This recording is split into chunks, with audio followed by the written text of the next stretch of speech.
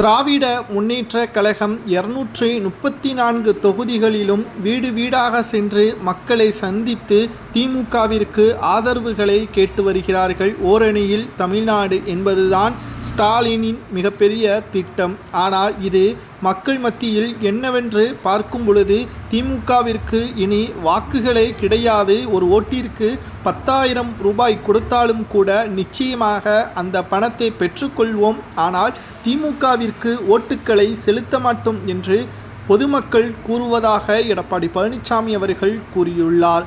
தமிழ்நாட்டை காப்போம், மக்களை காப்போம் என்ற பயணத்தில் எடப்பாடி பழனிசாமி அவர்களது அரசியல் சுற்றுப்பயணமானது திமுகவின் கதையை முடிக்கும் விதமாக மாறும்.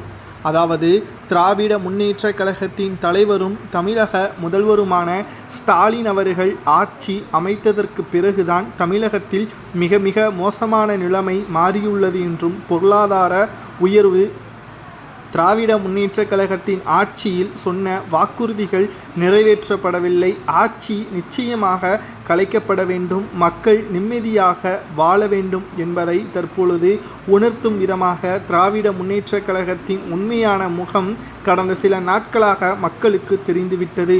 காவல்துறை அதிகாரிகள் பொதுமக்களை விசாரணைக்கு என்று அழைத்து சென்றுவிட்டு அங்கு கொடுமைப்படுத்துவதும் வீடியோ மூலமாக வைரலானதையும் நாம் பார்த்திருந்தோம்.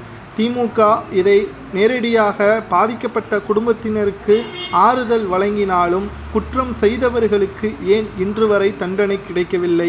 எதற்காக இவ்வளவு அழுத்தம் கொடுக்கப்பட்டதற்கு பின்னணி என்ன என்பதை திமுக அரசால் வெளியிட முடியுமா என்பதை நேரடியாகவே எடப்பாடி பழனிசாமி அவர்கள் கேட்டுள்ளார். திராவிட முன்னேற்றக் கழகத்தின் ஆட்சி இன்னும் 9 மாதங்கள் தான் என்றும் 9 மாதங்களுக்கு பிறகு திமுக நிச்சயமாக 2வது முறை இதுவரை வரலாறு படைத்தது கிடையாது, இனியும் படைக்கப் போவது கிடையாது.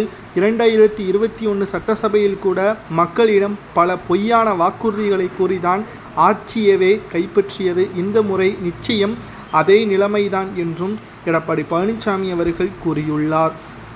பொறுத்திருந்து பார்க்கலாம். திராவிட முன்னேற்றக் கழகம் வெற்றியடையுமா அல்லது மிகப்பெரிய தோல்வியே தழுவுமா என்பதை நாம் பொறுத்திருந்து பார்க்கலாம். ஆனால் மக்கள் நிச்சயம் திமுகவின் மீது கடும் கோபத்தில்தான் இருக்கிறார்கள். அதில் எந்த ஒரு மாற்று கருத்தும் கிடையாது. மக்களை பொறுத்தளவிற்கு உண்மைக்கு மட்டும்தான் என்றைக்கும் ஆதரவுகள் கொடுப்பார்கள். 2021 சட்டமன்ற தேர்தலில் திமுகவிற்கு வாக்களித்ததும் அப்படித்தான். 10 ஆண்டுகள் ஆட்சி அமைக்கவில்லை, இந்த முறை வெற்றியடைந்தால் நிச்சயம் சொல்வதை செய்வார்கள் என்ற நம்பிக்கையின் அடிப்படையில் ஓட்டுக்களை செலுத்தி அரியணையில் அமர்த்தினார்கள். ஆனால் துரோகம் செய்தால்